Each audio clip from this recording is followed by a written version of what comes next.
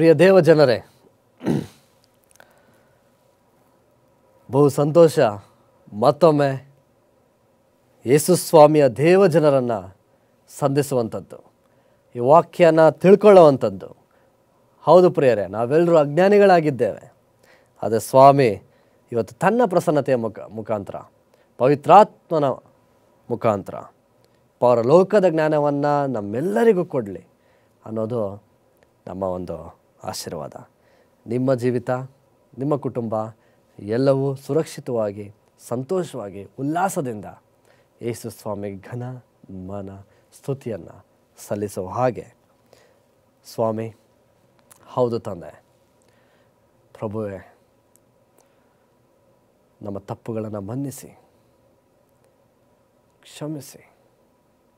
ಒಂದು ಸಂದರ್ಭದಲ್ಲಿ ತಂದೆ, ನಿನ್ನ ವಾಕ್ಯನ ಕಲಿಯೋ ಹಾಗೆ ನಿನ್ನ ಪ್ರೀತಿಯ ಮಕ್ಕಳೊಂದಿಗೆ ನೀನು ಇರಬೇಕೆಂದು ಬೇಡ್ಕೊಡ್ತಾ ಇದ್ದೀವಿ ಸ್ವಾಮಿ. ಹೌದು ತಂದೆ, ನಮ್ಮ ತಪ್ಪುಗಳು ತಿದ್ದುವಂಥ ದೇವರಾಗಿದ್ದಿ. ಇನ್ನು ಸ್ವಲ್ಪ ಕಾಲದಲ್ಲಿ ನೀನು ಬರುವಂಥವರಾಗಿದ್ದೀಯ ತಂದೆ. ಇನ್ನು ನಮಗೆ ಸಮಯವಿಲ್ಲ. ಈ ಒಂದು ಸಂದರ್ಭ ತಿದ್ದುಕೊಳ್ಳುವ ಸಂದರ್ಭವಾಗಿರಲಿ. ಆಮೇಲೆ ಹೌದು ಪ್ರಿಯ ದೇವಜನರೇ, ಸ್ವಾಮಿಗೆ ನಿಮ್ಮ ಸಭೆ ತಿಳಿದಂತಾಗಿದೆ. ಯಾಕಂದರೆ ಎಲ್ಲವನ್ನ ಯೇಸು ಸ್ವಾಮಿ ಬಲ್ಲವನಾಗಿದ್ದಾನೆ ಪ್ರಿಯರೇ. ಹೌದು ಪ್ರಿಯರೇ, ಯೇಸು ಸ್ವಾಮಿ ನಮ್ಮ ಸಭೆಗಳನ್ನ ತಿಳಿದದ್ದನ್ನ ನಾವು ನೋಡಿದ್ದೇವೆ. ಸಭೆಗಳಿಗೆ ಬೇಕಾದಂಥ ಎಲ್ಲವನ್ನು ಸ್ವಾಮಿ ಕೊಡ್ತಾ ಇದ್ದಾನೆ. ಯಾಕಂದರೆ ಆತನಿಗೆ ಗೊತ್ತು ಸಮಸ್ಯೆಗಳು ಎಲ್ಲಿದೆ ಅಂತ. ಆ ಸಮಸ್ಯೆಗಳನ್ನ ಆತ ರೆಡಿ ಮಾಡ್ತಾ ಹೋಗ್ತಾನೆ ಪ್ರಿಯರೇ. ಹೌದು, ಇವತ್ತು ಎಷ್ಟೊಂದು ಜನ ತಮ್ಮ ಒಂದು ಸಭೆಯ ಸಮಸ್ಯೆಯನ್ನು ಹೇಳ್ಕೊತಾ ಇರ್ತಾರೆ. ಹೌದು ಪ್ರಿಯರೇ, ನಾನು ಸಭೆಯಲ್ಲಿ ನಡೀತಾ ಇರೋವಂಥ ಎಲ್ಲವನ್ನ ನನ್ನ ಕಣ್ಣಿಗೆ ಕಾಣ್ತಾ ಇದೆ. ತಪ್ಪುಗಳು, ಅದು ಬೋಧಕರಾಗಿರಲಿ, ಸಭೆಯ ಹಿರಿಕರಾಗಿರಲಿ, ಸಭೆಯ ಯವನಸ್ಥರಾಗಿರಲಿ, ಅಥವಾ ಬೋಧನೆ ಆಗಿರಲಿ, ಇದೆಲ್ಲವೂ ತಪ್ಪಾಗಿ ನಡೀತಾ ಇರಬೇಕಾದ್ರೆ ನಾನು ಹೇಗೆ ಮಾತಾಡಲಿ? ನಾನು ಮಾತಾಡ್ಬೋದಾ? ತಪ್ಪು, ನಾನು ಹೇಗೆ ಮಾತಾಡಲಿ? ನಾನು ಮಾತಾಡಬಾರ್ದು ಅನ್ನೋ ಒಂದು ಆಲೋಚನೆ ಪ್ರಿಯರೇ. ಮಾತಾಡದೇ ಇರೋವಂಥದ್ದು. ಯಾಕಂದರೆ ಯೇಸು ಸ್ವಾಮಿ ತನ್ನ ಪವಿತ್ರಾತ್ಮನ ಮುಖಾಂತರ ಯಾರೊಂದಿಗೆ ಬೇಕಾದರೂ ಮಾತಾಡ್ಬೋದು. ನಾನು ಬೋಧನೆ ಮಾಡ್ತಾಯಿದ್ದೀನಿ, ಸಡನ್ನಾಗಿ ಒಂದು ಸಣ್ಣ ಹುಡುಗ ಹೇಳ್ಬೋದು, ಸರ್ ನೀವು ತಪ್ಪು ಹೇಳ್ತಾ ಇದ್ದೀರಾ ಪಾಸ್ಟ್ರೇ ಅಂತ. ಒಪ್ಕೊಬೇಕಾಗಿದೆ. ಒಂದು ಹೆಣ್ಣು ಮಗು ಮಾತಾಡ್ಬೋದು, ಯಾರೋ ಯವನಸ್ಥರು ಒಬ್ಬರು ಮಾತಾಡ್ಬೋದು. ಪವಿತ್ರಾತ್ಮ ನಿಮ್ಮೊಂದಿಗೆ ಮಾತಾಡ್ತಾ ಇರ್ತಾನೆ. ನೀವು ಮಾತಾಡಬೇಕು ಪ್ರಿಯರೇ, ತಪ್ಪುಗಳನ್ನ ಹೇಳಬೇಕು. ಆಗ ಮಾತ್ರ ತಿದ್ದಲಿಕ್ಕೆ ಸಾಧ್ಯ, ಆಗ ಮಾತ್ರ ಬದಲಾಗ್ಲಿಕ್ಕೆ ಸಾಧ್ಯ. ಏನೂ ತಪ್ಪೇ ಇಲ್ದಿರ ಯೇಸು ಸ್ವಾಮಿ ನೋಡಿದಾಗ ನನ್ನ ತಪ್ಪುಗಳು ಗೊತ್ತಾಗುತ್ತೆ ಪ್ರಿಯರೇ. ಹೌದು ಪ್ರಿಯರೇ, ಯೇಸು ಸ್ವಾಮಿ ಆತನು ಏನೂ ಮಾಡದೇ ಇರೋವಂಥ ಆ ದೊಡ್ಡ ಒಂದು ತನ, ಆ ದೊಡ್ಡ ಮಹಾಯಾಜಕನು. ಯಾವಾಗ ಒಂದು ಕನ್ನಡಿ ಮುಂದೆ ನಾವು ನಿಂತ್ಕೊಂಡು ನಮ್ಮ ಮುಖವನ್ನು ನೋಡಿಕೊಂಡಾಗ ನಮ್ಮ ಆಕಾರ ಗೊತ್ತಾಗುತ್ತೋ, ನಮ್ಮ ಅಂದ, ನಮ್ಮ ಡ್ರೆಸ್ಸಿಂಗ್ ಸ್ಟೈಲ್ ಎಲ್ಲ ಗೊತ್ತಾಗುತ್ತೋ, ಅದೇ ರೀತಿ ನಾನು ಯಾವಾಗ ಯೇಸು ಸ್ವಾಮಿ ಮುಂದೆ ನಿಂತ್ಕೊತೀನೋ ನನ್ನ ತಪ್ಪುಗಳೆಲ್ಲ ಗೊತ್ತಾಗುತ್ತೆ. ಯಾವಾಗ ಪೌಲ ಯೇಸು ಸ್ವಾಮಿ ಮುಂದೆ ನಿಂತ್ಕೊಂಡಾನೋ ಆಗ ಅವನು ಹೇಳ್ದ, ಪಾಪಿಗಳಲ್ಲಿ ನಾನು ಪ್ರಮುಖನಾಗಿದ್ದೇನೆ. ಹೌದು ಪ್ರಿಯರೇ, ಯೇಸು ಸ್ವಾಮಿ ನಮ್ಮನ್ನು ನಡೆಸ್ತಾನೆ. ಇವತ್ತು ಆ ಒಂದು 4ನೇ ಸಭೆ ಬಗ್ಗೆ, ಯೇಸು ಸ್ವಾಮಿ ಥ್ಯಾಟಿರ ಸಭೆಯ ಬಗ್ಗೆ ಒಂದಷ್ಟು ವಿಷಯಗಳನ್ನ ನಮ್ಮೊಂದಿಗೆ ಹಂಚ್ಕೊತಾ ಇರ್ತಾನೆ. ನಿಮ್ಮೊಂದಿಗೆ ನಾನು ಹಂಚ್ಕೊತಾ ಇದ್ದೀನಿ. ಪ್ರಕಟಣೆ ಪುಸ್ತಕ 2ನೇ ಅಧ್ಯಾಯ 19ನೇ ವಚನದಿಂದ ಓದ್ಕೊಳ್ಳೋದೇ ಹಾಗಿದೆ. ನಿನ್ನ ಕೃತ್ಯಗಳನ್ನು, ನಿನ್ನ ಪ್ರೀತಿಯನ್ನು, ನಂಬಿಕೆಯನ್ನು, ಪರೋಪಕಾರವನ್ನು, ತಾಳ್ಮೆಯನ್ನು ಬಲ್ಲೆನು. ಇದಲ್ಲದೆ ನಿನ್ನ ಕಡೆ ಕೃತ್ಯಗಳು ನಿನ್ನ ಮೊದಲಿನ ಕೃತ್ಯಗಳಿಗಿಂತ ಹೆಚ್ಚಾದವುಗಳೆಂದು ಬಲ್ಲೆನು. ಆದರೆ ನಿನ್ನ ಮೇಲೆ ಒಂದು ತಪ್ಪು ಹೊರಿಸಬೇಕಾಗುತ್ತದೆ. ಅದೇನೆಂದರೆ, ಯೆಜಬೇಲೆಂಬ ಆ ಹೆಂಗಸು ತನ್ನನ್ನು ಪ್ರವಾದಿನಿ ಎಂದು ಹೇಳಿಕೊಂಡು ಜಾರತ್ವ ಮಾಡಬಹುದೆಂದು ವಿಗ್ರಹಗಳಿಗೆ ನೈವೇದ್ಯ ಮಾಡಿದ್ದ ಪದಾರ್ಥಗಳನ್ನು ತಿನ್ನಬಹುದೆಂದು ನನ್ನ ದಾಸರಿಗೆ ಬೋಧಿಸುತ್ತಾ ಅವರನ್ನು ತಪ್ಪಾದ ಮಾರ್ಗದಲ್ಲಿ ಸೇರಿಸುತ್ತಿರುವಲ್ಲಿ ನೀನು ಅವಳನ್ನು ತಡೆಯದೆ ಬಿಟ್ಟಿರುವುದೇ. ಏನು ಹೇಳ್ತಾ ಇದ್ದಾರೆ ಪ್ರಿಯರೇ? ನಮ್ಮ ಮಧ್ಯದಲ್ಲಿ, ನಮ್ಮ ಸಭೆಯಲ್ಲಿ ಯಾರೋ ಒಬ್ಬರು ತಪ್ಪು ಬೋಧನೆಗಳನ್ನ ಮಾಡ್ತಾ ಇದ್ದಾರೆ. ನೀನು ವಿಗ್ರಹಾರಾಧನೆಗಳಿಗೆ ಮಾಡಿದಂಥ ನೈವೇದ್ಯವನ್ನು ತಿನ್ಬೋದು, ಅದನ್ನು ತಗೊಬೋದು. ಆತನ ಶಿಷ್ಯಂದಿರಿಗೆ, ಆತನ ಮಕ್ಕಳಿಗೆ ಆಕೆ ಬೋಧನೆ ಮಾಡ್ತಾ ಇದ್ದಾಳೆ. ಹೌದು ಪ್ರಿಯರೇ, ಆ ರೀತಿ ಸುಳ್ಳು ಬೋಧನೆಗಳನ್ನು, ಆ ರೀತಿ ನಾನೇ ಪ್ರವಾದಿ, ಯೇಸುಸ್ವಾಮಿ ನನ್ನೊಂದಿಗೆ ಮಾತಾಡಿದ್ದಾನೆ ಅನ್ನುವ ಒಂದು ಆ ದಿಕ್ಕನ್ನು ನಾವು ನೋಡಬೇಕಾದ್ರೆ, ನಮ್ಮ ಒಂದು ಸಭೆಗಳಲ್ಲಿ ಯಾರಾದರೂ ಆ ರೀತಿ ಸುಳ್ಳು ಬೋಧನೆಗಳನ್ನ ಮಾಡ್ತಾ ಇದ್ದಂಥ ಪಕ್ಷದಲ್ಲಿ ನಾನು ಅದನ್ನು ತಡಿಲಿಲ್ಲ ಅಂತ ಅಂದರೆ ಹೇಗೆ ಗೊತ್ತಾಗುತ್ತೆ ನಮಗೆ ಸುಳ್ಳು ಬೋಧನೆನ ಇಲ್ವಾ ಅಂತ ಪ್ರಿಯರೇ? ಹೌದು, ನಮ್ಮಲ್ಲಿ ಸತ್ಯವೇದ ಇದೆ, ನಮ್ಮಲ್ಲಿ ಟೂ ಎಡ್ಜ್ಡ್ ಸ್ವಾರ್ಡ್ ಅಂತ ಹೇಳ್ತೀವಿ, ಕತ್ತಿ ಇದೆ. ಯಾರಾದರೂ ಬೋಧನೆ ಮಾಡಬೇಕಾದ್ರೆ ಅದನ್ನ ನಾನು ಬರ್ಕೊಬೇಕು, ತದನಂತರ ಅದನ್ನು ನೋಡಬೇಕು. ಆ ಬೋಧನೆಯಲ್ಲಿದೆಯಾ? ಸತ್ಯವೇದದಲ್ಲಿದೆಯಾ? ಆತನ ಆ ಪ್ರವಾದಕರು ಇದ್ರ ಬಗ್ಗೆ ಮಾತಾಡಿದಾರಾ? ಪ್ರವಾದನೆಗಳಲ್ಲಿ ಇದೆಯಾ? ಅದನ್ನು ನೋಡ್ಬೇಕು ಪ್ರಿಯರೇ. ಯಾರಾದರೂ ಬೋಧನೆ ಮಾಡಬೇಕಾದ್ರೆ ಸತ್ಯವೇದನ ಹೊರತು ತಮ್ಮ ಜೀವಿತವನ್ನು ಬೋಧನೆ ಮಾಡಿದಂಥ ಪಕ್ಷದಲ್ಲಿ ಅದು ತಪ್ಪು. ಯಾರಾದರೂ ಸತ್ಯವೇದ ವಾಕ್ಯಗಳನ್ನ ಹೇಳದೆ ಬೇರೆ ಏನೋ ನಿಮಗೆ ತಿಳಿಸ್ತಾ ಇದ್ರೆ ಅದು ತಪ್ಪು. ಯಾರೋ ತಮ್ಮ ಬೋಧನೆಯಲ್ಲಿ ಯೇಸು ಸ್ವಾಮಿಯನ್ನು ಹೆಚ್ಚಿದ್ರೆ ಅದು ತಪ್ಪು. ಯಾಕೆ ಅಂತಂದರೆ ಎಲ್ಲ ಬೋಧನೆಯಲ್ಲಿ ಯೇಸು ಸ್ವಾಮಿಯನ್ನು ನಾವು ಎತ್ತಿಡಬೇಕಾಗುತ್ತೆ ಪ್ರಿಯರೇ. ಟು ಲಿಫ್ಟ್ ಆಫ್ ಕ್ರೈಸ್ಟ್, ಯೇಸು ಸ್ವಾಮಿಯನ್ನು ನಾವು ಎತ್ತಿಡಬೇಕಾಗುತ್ತೆ. ಹೌದು ಪ್ರಿಯರೇ, ಯೇಸು ಸ್ವಾಮಿ ಇಲ್ಲದೇ ಇರೋ ಬೋಧನೆ ಸುಳ್ಳು, ಯೇಸು ಸ್ವಾಮಿ ಇಲ್ಲದೇ ಇರೋಂಥ ಬದುಕು ಸುಳ್ಳು, ಯೇಸು ಸ್ವಾಮಿ ಇಲ್ಲದೇ ಇರೋಂಥ ಜೀವನ ಕತ್ತಲೆ. ಯೇಸು ಸ್ವಾಮಿ ಇಲ್ಲದೆ ಹೋಗಿದ್ರೆ ನನ್ನ ಸಭೆ ಕತ್ತಲೆಯ ಲೋಕದಲ್ಲಿರುತ್ತೆ ಪ್ರಿಯರೇ. ನನ್ನ ಸಭೆ, ನನ್ನ ಜೀವಿತ ಕತ್ತಲೆಯ ಲೋಕದಲ್ಲಿರುತ್ತೆ ಪ್ರಿಯರೇ. ಇವತ್ತು ಯೇಸು ಸ್ವಾಮಿನ ಬಿಟ್ಟು, ಯೇಸು ಸ್ವಾಮಿಯ ಹೊರತಾಗಿ ಬಿಟ್ಟು ಬೇರೆ ಯಾವುದೇ ಬೋಧನೆಯನ್ನು ಆತ ಮಾಡ್ತಾ ಇದ್ದಾನೆ ಅಂತಂದರೆ ಅದು ಸುಳ್ಳು ಬೋಧನೆ. ಅದನ್ನು ನಾವು ತಡೆದು ನಿಲ್ಲಿಸಬೇಕಾಗತ್ತೆ ಪ್ರಿಯರೇ. ಅದು ನಮ್ಗೆ ಒಳ್ಳೆಯದೇ ಅಲ್ಲ, ದೇವರ ಸಭೆಗೆ ಅದು ಒಳ್ಳೆಯದಲ್ಲ ಪ್ರಿಯರೇ. ಅದನ್ನು ನಾವು ತಡೆದು ನಿಲ್ಲಿಸಬೇಕು. ದೇವರ ಕಡೆಗೆ ತಿರುಗಿಕೊಳ್ಳುವುದಕ್ಕೆ ನಾನು ಅವಳಿಗೆ ಸಮಯವನ್ನು ಕೊಟ್ಟೆನು. ಆದರೆ ದೇವರ ಕಡೆಗೆ ತಿರುಗಿಕೊಂಡು ತನ್ನ ಜಾರತ್ವವನ್ನು ಬಿಡುವುದಕ್ಕೆ ಅವಳಿಗೆ ಇಷ್ಟವಿಲ್ಲ. ಈಗೋ ಅವಳು ಹಾಸಿಗೆಯ ಮೇಲೆ ಬಿದ್ದು ಕೊಂಡಿರುವಂತೆ ಮಾಡುವೆನು ಮತ್ತು ಅವಳೊಂದಿಗೆ ವ್ಯಭಿಚಾರ ಮಾಡುವವರು ತಮ್ಮ ಮನಸ್ಸನ್ನು ದೇವರ ಕಡೆಗೆ ತಿರುಗಿಕೊಂಡು ಅವಳ ಕೃತ್ಯಗಳನ್ನು ಬಿಡದೆ ಹೋದರೆ ಮಹಾ ಸಂಕಟದಲ್ಲಿ ಬೀಳುವಂತೆ ಮಾಡುವೆನು. ಹೌದು ಪ್ರಿಯರೇ, ಸ್ವಾಮಿ ಪ್ರತಿಯೊಬ್ಬರಿಗೂ ಬದಲಾಗೋದಕ್ಕೆ ಸಮಯ ಕೊಡ್ತಾನ? ಖಂಡಿತವಾಗ್ಲೂ ಕೊಡ್ತಾನೆ. ಯಾಕಂದರೆ ಅದು ಯೇಸು ಸ್ವಾಮಿಯ ಸಭೆ, ನಾವೆಲ್ಲ ಯೇಸು ಸ್ವಾಮಿಯ ಮಕ್ಕಳು. ತಪ್ಪು ಎಲ್ಲರೂ ಮಾಡ್ತೀವಿ, ನಾನು ಮಾಡ್ತೇನೆ.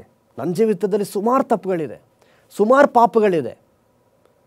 ನಾನು ನನ್ನ ಜೀವಿತವನ್ನು ಸ್ವಾಮಿಗೆ ಒಪ್ಪಿಸ್ಕೊಡದೆ ಹೋದರೆ, ನಾನು ಯೇಸು ಸ್ವಾಮಿಯ ಹೆಸರನ್ನು ಕರೆದೇ ಹೋದರೆ ನನ್ನ ಪಾಪಗಳನ್ನ ಯಾರು ತೊಳಿತಾನೆ? ನನ್ನ ಪಾಪಗಳಿಂದ ಯಾರು ರಕ್ಷಣೆ ಮಾಡ್ತಾರೆ ಪ್ರಿಯರೇ? ನನಗೆ ಸ್ವಾಮಿ ಅವಕಾಶ ಕೊಟ್ಟಿದ್ದಾನೆ. ಆತನ ಕೃಪೆಯ ಕಾಲ, ಆತನ ಪ್ರೀತಿ, ಆತನ ಕೃಪೆ ಇನ್ನೂ ನನ್ನ ಮೇಲಿದೆ ಪ್ರಿಯರೇ, ಇನ್ನೂ ನಿಮ್ಮ ಮೇಲಿದೆ ಪ್ರಿಯರೇ. ಬದಲಾಗೋದಕ್ಕೆ ನಿಮಗೂ ಒಂದು ಅವಕಾಶ ಇದೆ ಪ್ರಿಯರೇ. ತಪ್ಪು ಮಾಡ್ತಾ ಇದ್ದವ್ರನ್ನ ಖಂಡಿಸಿ ದೂರ ಕಳಿಸೋದಲ್ಲ, ತಪ್ಪು ಮಾಡೋರನ್ನ ಖಂಡಿಸಿ ಅವ್ರಿಗೆ ಅವಕಾಶನ ಕೊಡಬೇಕು, ಅವ್ರಿಗೆ ಸಮಯವನ್ನು ಕೊಡಬೇಕು ಪ್ರಿಯರೇ. ಹೌದು ಪ್ರಿಯರೇ, ತಪ್ಪು ಮಾಡಿದವ್ರಿಗೆ ನಾವು ಅವ್ರನ್ನ ದೂರ ಕಲಿಸ್ತೆ ಅವ್ರಿಗೊಂದು ಅವಕಾಶನ ಮಾಡಿಕೊಡ್ಬೇಕು, ಅವ್ರಿಗೆ ಸಮಯವನ್ನು ಮಾಡಿಕೊಡ್ಬೇಕು ಪ್ರಿಯರೇ. ಆಗ ಅವರು ಬದಲಾಯ್ತಾರೆ. ಆ ರೀತಿ ಸಮಯ ಸ್ವಾಮಿ ಕೊಟ್ಟಿದ್ನ ಇವ್ರಿಗೆ ಖಂಡಿತವಾಗ್ಲೂ ಕೊಟ್ಟಿದ್ದ, ಆದರೆ ಇವರು ಬದಲಾಗಲಿಲ್ಲ. ಇದರ ಅರ್ಥ ಸತ್ಯ ಸಭೆ ಹಾಗೂ ಸುಳ್ಳು ಸಭೆ. ನೀನು ಸತ್ಯವೇದ ಹೇಳುವ ಹಾಗೆ 7ನೇ ದಿನ ಸಬ್ಬತ್ತನ್ನು ನೀನು ಆರಾಧಿಸ್ತೀಯೋ, ಅಥವಾ ಈ ಲೋಕ ಹೇಳುವ ಹಾಗೆ ಭಾನುವಾರ ಆಚರಣೆನ ಮಾಡ್ತೀಯೋ ಅನ್ನುವ ಪ್ರಶ್ನೆ ಪ್ರಿಯರೇ. ಅದೇ ಇದು. ಇಲ್ಲ 7ನೇ ದಿನ ಸಭೆ ಇದ್ರೂ ಸಹ ನನಗೆ ಯಾವುದೇ ರೀತಿ ರಜೆಗಳು ಸಿಗ್ತಾ ಇಲ್ಲ, ನನಗೆ ಅನುಕೂಲವಿಲ್ಲ, ಹಾಗಾಗಿ ನಾನು ವಾರದ ಮೊದಲನೇ ದಿನ ಸಬ್ಬತ್ತಿಗೆ ಹೋಗ್ತೇನೆ, ಯಾಕಂದರೆ ಭಾನುವಾರ ನನಗೆ ರಜಾ ಇದೆ, ನಾನು ಹೋಗಿ ಆ ದಿನ ನಾನು ಆರಾಧನೆ ಮಾಡ್ತೀನಿ. ಯಾವ ದಿನ ಆರಾಧನೆ ಮಾಡಿದ್ರೇನು? ಎಲ್ಲವೂ ದೇವರು ಸೃಷ್ಟಿ ಮಾಡಿದ ದಿನವಲ್ಲವೇ? ತಪ್ಪು. ಯೇಸು ಸ್ವಾಮಿ 7ನೇ ದಿನ ನೀನು ಆರಾಧನೆ ಮಾಡು ಅಂದಾಗ 7ನೇ ದಿನ ಆರಾಧನೆ ಮಾಡಬೇಕು. ವಿಶ್ರಾಂತಿ ಪಡ್ಕೊಂಡಂಥ ದಿನ ಅದು. ನಾನು 7ನೇ ದಿನ ಬಿಟ್ಟು ವಾರದ ಮೊದಲನೇ ದಿನವನ್ನು ಆರಾಧಿಸ್ತೀನಿ ಅಂತ ಅಂದರೆ ಅದು ತಪ್ಪು ಪ್ರಿಯರೇ. ಆ ರೀತಿ ಯಾರ್ಯಾರು ಆ ಸಭೆಗೆ ಭಾನುವಾರ ಆಚರಣೆನ ಮಾಡ್ತೇನೆ, ವಾರದ ಮೊದಲನೇ ದಿನವನ್ನು ನಾನು ಆಚರಣೆನ ಮಾಡ್ತೀನಿ ಅಂತ ಹೋಗಿ ಆ ಒಂದು ಸಭೆಗೆ ಸೇರಿಕೊಂಡಂಥ ಎಲ್ಲರೂ ಸಹ ಇವತ್ತು ವ್ಯಭಿಚಾರದಲ್ಲಿ ಒಳಗಾಗಿದ್ದಾರೆ. ಆದರೆ ಸ್ವಾಮಿ ಇವತ್ತು ನಿಮಗೆಲ್ಲರಿಗೂ ಅವಕಾಶವನ್ನು ಮಾಡಿಕೊಡ್ತಾ ಇದ್ದಾನೆ ಪ್ರಿಯರೇ. ಸತ್ಯ ಸಭೆ ಯಾವುದು? ಸತ್ಯ ಸಮಾಜ ಯಾವುದು? ಸತ್ಯ ವಾಕ್ಯ ಯಾವುದು? ಸತ್ಯ ವೇದ ಎಲ್ಲಿದೆ? ಇದನ್ನು ನಾವು ತಿಳ್ಕೊಂಡು ಬದಲಾಗುವಂಥದ್ದೇ ಆಗಿದ್ರೆ ಸ್ವಾಮಿ ಬದಲಾಯಿಸ್ತಾನೆ ಪ್ರಿಯರೇ. ಅಥವಾ ಅವರು ನಾಶನಕ್ಕೆ ಹೋಗೋ ಹಾಗೆ ನೀವು ನಾನು ಸಹ ನಾಶನಕ್ಕೆ ಹೋಗಬೇಕಾಗತ್ತೆ ಪ್ರಿಯರೇ. ನಾವು ನಾಶವಾಗದೆ ಸದಾಕಾಲ ಬದುಕಿರಬೇಕಾಗಿದ್ರೆ ದೇವಜನರೇ, ನಾವು ನೀತಿವಂತರ ಪಟ್ಟಿಯಲ್ಲಿರಬೇಕು, ನಾಶನದ ಪಟ್ಟಿಯಲ್ಲ. ಓಕೆ, ಮುಂದೆ ಮತ್ತೊಂದು ಸಭೆಗೆ ಸ್ವಾಮಿ ಬರಿತಾ ಇದ್ದಾರೆ. ಇದು ಸಾರ್ದಿಸ್ ಸಭೆ. ಈ ಸಭೆ ಪ್ರಕಟಣೆ 3ನೇ ಅಧ್ಯಾಯ 2ನೇ ವಚನ 2 ಮತ್ತು 3 ನಾವು ನೋಡಬೇಕಾದ್ರೆ, ಸಾಯುವ ಹಾಗಿದ್ದ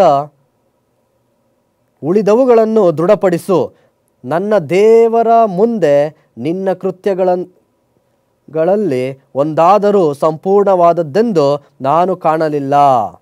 ಆದದರಿಂದ ನೀನು ಹೊಂದಿದ್ದ ಉಪದೇಶವನ್ನು, ಅದನ್ನು ಕೇಳಿದ್ದ ರೀತಿಯನ್ನು ನೆನಪಿಗೆ ತಂದುಕೊಂಡು ಅದನ್ನು ಕಾಪಾಡಿಕೋ ಮತ್ತು ದೇವರ ಕಡೆಗೆ ತಿರುಗಿಕೋ. ನೀನು ಎಚ್ಚರವಾಗಿಲ್ಲದಿದ್ದರೆ ಕಳ್ಳನು ಬರುವಂತೆ ಬರುವೆನು. ನಾನು ಯಾವ ಘಳಿಗೆಯಲ್ಲಿ ನಿನ್ನ ಮೇಲೆ ಬರುವೆನೋ ಅದು ನಿನಗೆ ತಿಳಿಯುವುದಿಲ್ಲ. ಹೌದು ಪ್ರಿಯರೇ, ಇವತ್ತು ಹೇಳ್ತಾ ಇದ್ದ ಏನು ಅಂತ ಅಂದರೆ, ನೀನು ಕೇಳುವಂಥ ಬೋಧನೆ, ನೀನು ಓದುವಂಥ ವಾಕ್ಯ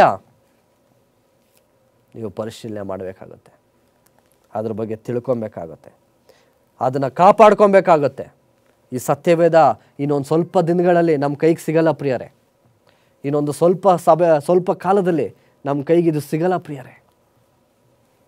ಯಾಕೆ ಅಂದರೆ ಪ್ರಪಂಚ ಬೇಗ ಅಂತ್ಯಗೊಳ್ತಾ ಇದೆ, ಈ ಭೂಮಿ ಬೇಗ ಅಂತ್ಯಗೊಳ್ತಾ ಇದೆ. ಹೌದು ಪ್ರಿಯರೇ, ಹಾಗಾಗಿ ಸ್ವಾಮಿ ಹೇಳ್ತಾ ಇದ್ದಾನೆ, ನೀನು ತಿಳಿದಂಥದ್ದೆಲ್ಲವನ್ನು, ನೀನು ಓದಿರುವಂಥ ಎಲ್ಲವನ್ನು ಕಾಪಾಡಿಕೋ. ಹೌದು ಪ್ರಿಯರೇ, ಸತ್ಯವೇದ ಯಾವತ್ತಾದರೂ ಸುಳ್ಳು ಹೇಳ್ಕೊಟ್ಟಿದೆಯಾ ನಿಮಗೆ? ಸತ್ಯವೇದದಲ್ಲಿ ಸಭೆ ಯಾವತ್ತಾದ್ರೂ ತಪ್ಪಾಗಿ ನಡೆಸಬೇಕು ಅಂತ ಹೇಳ್ಕೊಟ್ಟಿದೆಯಾ? ಈ ಸಮಯದಲ್ಲಿ ನಾನು ಇದನ್ನು ಕಾಪಾಡ್ಕೊಬೇಕಾಗಿದೆ ಪ್ರಿಯರೇ. ಹೌದು, ನಾನು ನನ್ನ ದೇವರಿಗೆ ನಾನು ಒಬ್ಬ ನೀತಿವಂತನಾಗಿ ಆತನು ಕೊಟ್ಟಂಥ ಎಲ್ಲ ಆಜ್ಞೆಗಳನ್ನು ಪಾಲಿಸ್ತಾ, ಆತನನ್ನು ಸಂಪೂರ್ಣವಾಗಿ ಪ್ರೀತಿಸ್ತಾ, ಆತನನ್ನು ನಾವು ಘನಪಡಿಸಬೇಕು. ಹೌದು ಪ್ರಿಯರೇ, ಸ್ವಾಮಿ ಎಲ್ಲರಿಗೂ ಎಚ್ಚರಿಕೆಯನ್ನು ಕೊಡ್ತಾ ಇದ್ದಾನೆ. ಇವತ್ತು ನಿಮ್ಮ ಸಭೆಯಲ್ಲಿ ನೀವು ಕಲ್ತಿದ್ದನ್ನು ಕಾಪಾಡಿಕೊಳ್ಳಿ, ನೀವು ತಿಳಿದದ್ದನ್ನು ಕಾಪಾಡಿಕೊಳ್ಳಿ. ಬೇರೆ ಯಾರೋ ತಪ್ಪು ಬೋಧನೆಗಳಿಗೆ ನಿಮ್ಮ ಮನಸ್ಸನ್ನು, ನಿಮ್ಮ ಹೃದಯಗಳನ್ನು ಕೊಡಬೇಡ್ರಿ. ಅಯ್ಯೋ, ಅವ್ರ ಜೀವಿತದಲ್ಲಿ ಹೀಗಾಗೋಯ್ತಲ್ಲ, ನನ್ನ ಜೀವಿತ ಯಾಕೆ ಹೀಗಿದೆ? ಅಯ್ಯೋ, ನನ್ನ ಜೀವಿತದಲ್ಲಿ ಈ ಥರ ಎಲ್ಲ ಆಗೋಗಿದೆಯಲ್ಲ, ಅವ್ರ ಜೀವಿತ ಎಷ್ಟೊಂದು ಚೆನ್ನಾಗಿದೆ. ನೀವು ಬೇರೆ, ಅವರು ಬೇರೆ ಪ್ರಿಯರೇ. ದೇವರ ವಿಷಯದಲ್ಲಿ ಆತ ಈ ಪ್ರತಿಯೊಬ್ಬರಿಗೂ ವಿಶೇಷವಾದಂಥ ಒಂದು ಪರ್ಪಸ್ಸನ್ನು ಇಟ್ಟಿದ್ದಾನೆ. ಹೌದು ಪ್ರಿಯರೇ, ನಾವು ನೋಡಬೇಕಾಗಿದೆ ಪ್ರಿಯರೇ. ನಾವು ತಿಳಿದಂಥ ಎಲ್ಲವನ್ನು ಕಾಪಾಡಿಕೊಳ್ಳೋಣ. ಯೇಸು ಸ್ವಾಮಿ ಒಂದು ಸಾಕ್ಷ್ಯ ಮಕ್ಕಳಾಗಿ ನಾವು ಜೀವಿಸೋಣ ಪ್ರಿಯರೇ. ಬದಲಾಗೋದಕ್ಕೆ ಈಗಲೂ ಸಮಯವಿದೆ. ಈಗಲೂ ನಾನು ಬದಲಾಗೋದಿಲ್ಲ, ನಾನು ಇದ್ದಂಗೆ ಇರ್ತೀನಿ ಅಂತ ಅಂದರೆ ನಾವೆಲ್ಲರೂ ಹಾಸಿಗೆ ಮೇಲೆ ಮಲಗಬೇಕಾಗತ್ತೆ ಪ್ರಿಯರೇ. ಅಂದರೆ ಅಂದರೆ ಮತ್ತೆ ನನ್ನ ಕೈಲಿ ಎದ್ದೊಳಕ್ಕಾಗಲ್ಲ ಅಂತ ಅರ್ಥ. ಅದು ರೋಗವೋ, ನಷ್ಟವೋ, ಮತ್ತೊಂದೋ ಇತ್ಯಾದಿನೋ ಗೊತ್ತಿಲ್ಲ. ಆದರೆ ಸ್ವಾಮಿ ಹೊಡೆದ್ರೆ ಎದ್ದೊಳೋದಕ್ಕೆ, ಸುಧಾರಿಸ್ಕೊಳ್ಳೋದಕ್ಕೆ ಸುಮಾರು ಸಮಯ ತಗೊಳುತ್ತೆ ಪ್ರಿಯರೇ. ಮುಂದೆ ಫಿಲಡೆಲ್ಫಿಯ ಸಭೆಗೆ ಸ್ವಾಮಿ ಬರೀತಾನೆ, 7ನೇ ವಚನದಿಂದ ಓದ್ಕೊಳ್ಳೋಣ. ಪ್ರಕಟಣೆ 3ನೇ ಅಧ್ಯಾಯ 7ನೇ ವಚನದಿಂದ ಹೋಗ್ಬೇಕಾದ್ರೆ ಡೈರೆಕ್ಟಾಗಿ 8ನೇ ವಚನಕ್ಕೆ ಹೋಗ್ಬಿಡೋಣ. ನಿನಗಿರುವ ಶಕ್ತಿ ಕೊಂಚವಾಗಿದ್ದರೂ ನೀನು ನನಗೆ ಸೇರಿದ್ದವನಲ್ಲವೆಂದು ಹೇಳದೆ ನನ್ನ ವಾಕ್ಯವನ್ನು ಕಾಪಾಡಿದ್ದರಿಂದ ಇಗೋ ನಿನ್ನೆದುರಿನಲ್ಲಿ ಒಂದು ಬಾಗಿಲನ್ನು ತೆರೆದಿಟ್ಟಿದ್ದೇನೆ, ಯಾರೂ ಅದನ್ನು ಮುಚ್ಚಲಾರರು. ನಾನು ನಿನಗೆ ಅನುಗ್ರಹಿಸುವುದೇನೆಂದರೆ, ತಾವು ಯಹೂದ್ಯರೆಂದು ಸುಳ್ಳಾಗಿ ಕೊಚ್ಚಿಕೊಳ್ಳುವ ಸೈತಾನನ ಸಮಾಜದವರಲ್ಲಿ ಕೆಲವರು ಬಂದು ನಿನ್ನ ಪಾದಗಳ ಮುಂದೆ ಬೀಳುವಂತೆಯೂ ನಿನ್ನನ್ನು ನಾನು ಪ್ರೀತಿಸಿದ್ದನ್ನು ತಿಳಿದುಕೊಳ್ಳುವಂತೆಯೂ ಮಾಡುವೆನು. ಹೌದು ಪ್ರಿಯರೇ, ಎಷ್ಟು ಅದ್ಭುತ. ಮುಂದೆ ನಾನು, ನೀನು ನನ್ನ ಸಹನ ವಾಕ್ಯವನ್ನು ಕಾಪಾಡಿದ್ದರಿಂದ ಭೂನಿವಾಸಿಗಳನ್ನು ಪರೀಕ್ಷಿಸುವುದಕ್ಕಾಗಿ ಲೋಕದ ಮೇಲೆಲ್ಲ ಬರುವುದಕ್ಕಿರುವ ಶೋಧನೆಯ ಸಮಯದಲ್ಲಿ ನಿನ್ನನ್ನು ತಪ್ಪಿಸಿ ಕಾಪಾಡುವೆನು. ಹೌದು ಪ್ರಿಯರೇ, ಯಾವಾಗ ನಾನು ಸತ್ಯತೆಗೆ ನಿಂತ್ಕೊತೀನೋ, ಯಾವಾಗ ನಾನು ಯೇಸು ಸ್ವಾಮಿಯ ಒಂದು ಸಾಕ್ಷ್ಯ ಮಗನಾಗಿ ನಿಂತ್ಕೊತೀನೋ, ಹಲವಾರು ಕಷ್ಟಗಳು ಎಲ್ಲವೂ ಬರ್ಬೋದು, ಆದರೆ ನಾನು ಸತ್ಯತೆಗೆ ನಿಂತ್ಕೊತೀನೋ ಆಗ ಯೇಸು ಸ್ವಾಮಿ ಮುಂಬರುವ ಎಲ್ಲ ಒಂದು ದೊಡ್ಡ ಅಪಾಯಗಳಿಂದ ನಮ್ಮನ್ನು ಕಾಪಾಡುವಂಥವನಾಗಿದ್ದಾನೆ ಪ್ರಿಯರೇ. ಹೌದು ಪ್ರಿಯರೇ, ನನ್ನ ಶಕ್ತಿ ಕಮ್ಮಿನೇ ಆಗಿರ್ಬೋದು, ಆದರೆ ಇವತ್ತು ಯೇಸು ಸ್ವಾಮಿ ನೀವು ಬದಲಾಗೋದೇ ಹಾಗಿದ್ರೆ, ನೀವು ಆ ಸತ್ಯ ಸಭೆಯನ್ನು ಇಟ್ಕೊಳ್ಳೋದೇ ಹಾಗಿದ್ರೆ, ನೀವು ಸೈತಾನನ ಮಕ್ಕಳಲ್ಲದೆ ಹೋದರೆ, ನಿಮ್ಮ ಮಧ್ಯದಲ್ಲಿ ಯಾರೋ ನಾನು ಯಹೂದ್ಯನು ಅಂತ ಅಂದರೆ, ನಾನು ನೀತಿವಂತನು ಅಂತ ಹೇಳಿದ್ರೆ ಅದು ಸುಳ್ಳು. ನಾವ್ಯಾರೂ ನೀತಿವಂತರಲ್ಲ ಪ್ರಿಯರೇ, ನಾವ್ಯಾರೂ ನೀತಿವಂತರಲ್ಲ. ಯೇಸು ಸ್ವಾಮಿ ಮಾತ್ರ ನೀತಿವಂತನು. ಆತನ ಮುಖಾಂತರ ನಾವು ನೀತಿವಂತರಾಗಬಹುದು. ಹೌದು ಪ್ರಿಯರೇ, ಯೇಸು ಸ್ವಾಮಿ ಮುಖಾಂತರ ಮಾತ್ರ ಸಾಧ್ಯ. ನಿಮ್ಮ ಮಧ್ಯದಲ್ಲಿ ಯಾರಾದರೂ ಆ ರೀತಿ ನಾನು ನೀತಿವಂತನು, ಸತ್ಯಸಭೆಯವನು ಅಂತ ಏನಾದರೂ ಹೇಳಿದ್ರೆ ಆತ ಸೈತಾನನ ಮಗ. ನಾನು ಯೇಸು ಸ್ವಾಮಿಯ ಸಭೆಗೆ ಸೇರಿದ್ದವನು,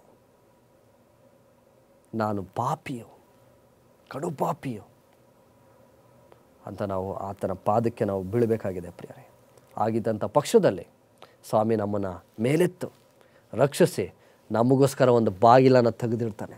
ನನಗೆ ಏನೇ ತೊಂದರೆಗಳು ಬರ್ಬೋದು, ಇವತ್ತು ನನ್ನ ಸಭೆಗೆ ಏನೇ ತೊಂದರೆ ಬರ್ಬೋದು, ಆದರೆ ಸ್ವಾಮಿ ಒಂದು ಬಾಗಿಲು ನಿಮಗೋಸ್ಕರ ತೆರೆದಿಟ್ಟಿರ್ತಾನೆ. ಪರಲೋಕದಲ್ಲಿ ಒಂದು ಬಾಗಿಲು ನಿಮಗೋಸ್ಕರ ತೆರೆದಿಟ್ಟಿರುತ್ತೆ. ಮುಂಬರುವ ಎಲ್ಲ ಸಮಸ್ಯೆಗಳಿಂದ ಸ್ವಾಮಿ ನಿಮ್ಮನ್ನು ಕಾಪಾಡ್ತಾನೆ. ಯಾಕೆಂದರೆ ನೀವು ಆತನ ನೀತಿವಂತರಾಗಿದ್ದೀರಿ, ಆತನನ್ನು ಬಲವಾಗಿ ಹಿಡ್ಕೊಂಡಿದ್ದೀರಿ. ನಾನು ಪಾಪಿಯೇ, ಆದರೆ ಯೇಸು ಸ್ವಾಮಿ ನನ್ನನ್ನು ನೀತಿವಂತನಾಗಿ ಮಾಡ್ತಾನೆ ಪ್ರಿಯರೇ.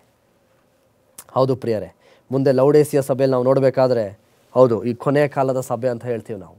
ಕೊನೆಯ ಕಾಲದಲ್ಲಿ ಸತ್ಯವೇದ ಸುಳ್ಳು, ಕೆಲವು ಸತ್ಯವೇದನ ಬದಲಾಯಿಸುವಂಥ ಕಾರ್ಯಗಳು ನಡೀಬೋದು. ಆದರೆ ನಾನು ಯೇಸು ಸ್ವಾಮಿಯ ಮಗನಾಗಿ, ಆತನ ಸಾಕ್ಷ್ಯ ಮಗನಾಗಿ ಬದುಕಬೇಕು ಪ್ರಿಯರೇ. ಹೌದು ಪ್ರಿಯರೇ, ಇವತ್ತು ಯೇಸು ಸ್ವಾಮಿ ಲೌಡೇಸಿಯ ಸಭೆಗೆ ಹೇಳ್ತಾನೆ. ಇಲ್ಲಿ 3:20 ಹೇಳುತ್ತೆ, ಒಂದು ವಾಕ್ಯನ ಹೇಳ್ತಾನೆ, ದೇವರ ಕಡೆಗೆ ತಿರುಗಿಕೋ, ಇಗೋ ಬಾಗಿಲಲ್ಲಿ ನಿಂತುಕೊಂಡು ತಟ್ಟುತ್ತಾ ಇದ್ದೇನೆ. ಯಾವನಾದರೂ ನನ್ನ ಶಬ್ದವನ್ನು ಕೇಳಿ ಬಾಗಿಲನ್ನು ತೆರೆದರೆ ನಾನು ಒಳಗೆ ಬಂದು ಅವನ ಸಂಗಡ ಊಟ ಮಾಡುವೆನು, ಅವನು ನನ್ನ ಸಂಗಡ ಊಟ ಮಾಡುವವನು.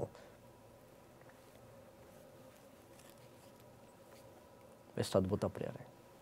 ಇವತ್ತು ನಿಮ್ಮ ಸಭೆಗಳು ಮುಚ್ಚೋಗಿರ್ಬೋದು, ಪಾಪದ ಒಂದು ದೃಷ್ಟಿಯಲ್ಲಿ ಮುಚ್ಚೋಗಿರ್ಬೋದು, ಸಭೆಗೆ ಯಾರು ಬರದೇ ಇರ್ಬೋದು. ಪ್ರಿಯರೇ, ಅಂಥ ಸಭೆಗಳನ್ನ ನೀವು ಸ್ವಾಮಿ ತಟ್ತಾ ಇದ್ದಾನೆ. ಅಂಥ ಬಾಗಿಲುಗಳನ್ನು ಸ್ವಾಮಿ ತಡ್ತಾ ಇದ್ದಾನೆ. ನಿಮ್ಮ ಹೃದಯದ ಬಾಗಿಲನ್ನು, ನಿಮ್ಮ ಸಭೆಯ ಬಾಗಿಲನ್ನು ಸ್ವಾಮಿ ತಡ್ತಾ ಇದ್ದಾನೆ. ಇವತ್ತು ಆ ಬಾಗಿಲನ್ನು ಸ್ವಾಮಿಗೆ ನೀವು ತೆರೆಯೋದೇ ಆಗಿದರೆ ನಿಮ್ಮ ಸಭೆಯಲ್ಲಿ ನಡೆಯುವಂಥ ಎಲ್ಲ ಸಮಸ್ಯೆಗಳನ್ನು ಆತ ದೂರ ಮಾಡುವಂಥವನಾಗಿದ್ದಾನೆ. ಅದು ಏನೇ ಆಗಿರಲಿ, ಅದು ಬೋಧಕರ ಸಮಸ್ಯೆ ಆಗಿರಲಿ, ಹಿರಿಕರ ಸಮಸ್ಯೆ ಆಗಿರಲಿ, ಗುಂಪಿನ ಸಮಸ್ಯೆ ಆಗಿರಲಿ, ಏನೇ ಆಗಿರಲಿ ಪ್ರಿಯರೇ, ಇವತ್ತು ಆ ಸಮಸ್ಯೆನ ಸ್ವಾಮಿ ದೂರ ಮಾಡುವಂಥವನಾಗಿದ್ದಾನೆ. ಯಾವಾಗ ಅಂತ ಅಂದಾಗ, ಯಾವಾಗ ಆತನು ತಟ್ಟುವ ಶಬ್ದವನ್ನು ಕೇಳಿ ಬಾಗಿಲನ್ನು ತೆರಿತೀವೋ, ಅದು ನಿಮ್ಮ ಹೃದಯದ ಬಾಗಿಲಾಗಿರಲಿ, ನಿಮ್ಮ ಸಭೆಯ ಬಾಗಿಲಾಗಿರಲಿ, ಆಗ ಆತನ ಮುಂದಿಗೆ ಬಂದು ನಮ್ಮ ಮುಂದಿಗೆ ಕೂತ್ಕೊಂಡು ಊಟ ಮಾಡ್ತಾನೆ. ನಮ್ಮ ಸೃಷ್ಟಿಕರ್ತನು ಯೇಸು ಸ್ವಾಮಿಯೇ ನಮ್ಮ ಮುಂದಿಗೆ ಬಂದು ಊಟ ಮಾಡಬೇಕಾದ್ರೆ ನಮಗೆ ಯಾವ ಸಮಸ್ಯೆ ಇರುತ್ತೆ ಪ್ರಿಯರೇನ? ಎಲ್ಲ ಸಭೆಗಳು ಮತ್ತೊಮ್ಮೆ ಉಜ್ಜೀವನಗೊಳ್ಳಬೇಕಾಗಿದೆ.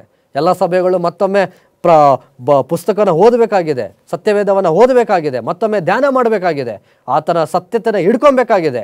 ಯಾಕೆಂದರೆ ನಾವು ಇವತ್ತು ಎಷ್ಟೊಂದು ಸಭೆಗಳಲ್ಲ, ನಮ್ಮ ಜೀವಿತ, ನಮ್ಮ ಸಭೆ ಎಲ್ಲವೂ ಕತ್ತಲೆಯ ಒಂದು ಜೀವಿತದಲ್ಲಿ ಮುಳುಗಿದೆ ಪ್ರಿಯರೇ. ಆದರೆ ಯೇಸು ಸ್ವಾಮಿ ಇಲ್ಲದೆ ಇದ್ದಂಥ ಸಭೆ ಅದು ಕತ್ತಲೆಯ ಸಭೆ. ಇಲ್ಲಿ ನಾವು ಯೆಶಾಯದಲ್ಲಿ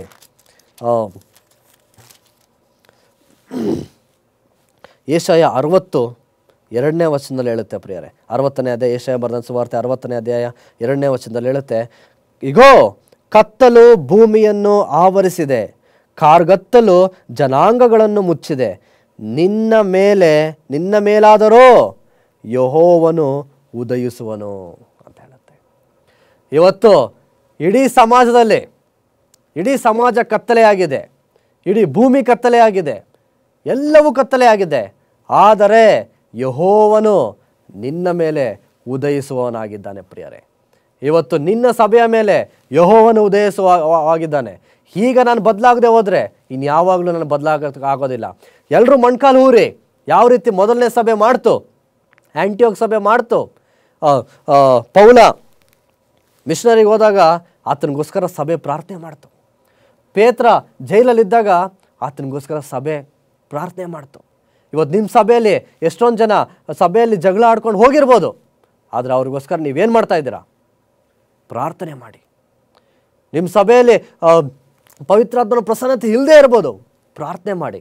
ಬೋಧಕರು ಏನೋ ತಪ್ಪಾಗಿ ಹೇಳಿರ್ಬೋದು, ಪ್ರಾರ್ಥನೆ ಮಾಡಿ. ಅಯ್ಯೋ ಅವರೆಲ್ಲ ತಪ್ಪಾಗಿದೆ, ನಾನು ಸಭೆಗೆ ಹೋಗಲ್ಲ, ಈ ಸಭೆ ಸರಿ ಇಲ್ಲ, ನಾನು ಸಭೆಗೆ ಹೋಗಲ್ಲ. ಸಭೆಗೆ ಹೋಗ್ತಾ ಇರೋದು ನೀನು ಅಲ್ಲಿರೋ ಜನಗಳಿಗೋಸ್ಕರ ಅಲ್ಲ, ಸಭೆಗೆ ಹೋಗ್ತಾ ಇರೋದು ನಾವು ಅಲ್ಲಿರೋ ಬೋಧಕರಿಗೋಸ್ಕರ ಅಲ್ಲ, ಆ ಬೋಧನೆಗೋಸ್ಕರ ಅಲ್ಲ. ನಾನು ಸಭೆಗೆ ಹೋಗ್ತಾ ಇರೋದು ನನ್ನ ಯೇಸು ಸ್ವಾಮಿಗೋಸ್ಕರ.